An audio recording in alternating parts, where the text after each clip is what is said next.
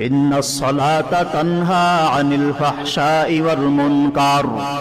আল্লাহ তাআলার ঘোষণা হলো, নবী উম্মতের জানায়া দেন, আমি আল্লাহ তাআলা বললাম, এই নামাজ বান্দাকে সকল প্রকার ঘৃণিত কাজ থেকে ফিরাইয়া নিয়ে আসবে। শুধু তাই না, বান্দা জাহান্নামী বান্দাটাকেও নামাজ জান্নাতি বানায়া দিতে পারে।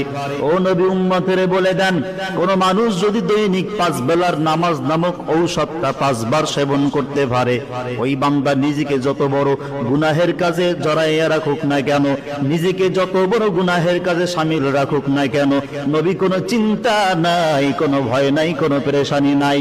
উম্মতের জানায়া দেন, উম্মত যদি 5 বেলার নামাজ ঘরে বাইরে চালু করতে পারে, আমি আল্লাহ মাসুম বাচ্চা মায়ের পেট থেকে বের হইলে যেইভাবে নিষ্পাপ বেগুনাহ থাকে, আমি আল্লাহ তাআলা 5 বেলার নামাজের বিনিময় ওই গুনাহগার উম্মতের গুনাহ মাফ করিয়া মাসুম বাচ্চার মতো বেগুনাহ বানায়া দিব।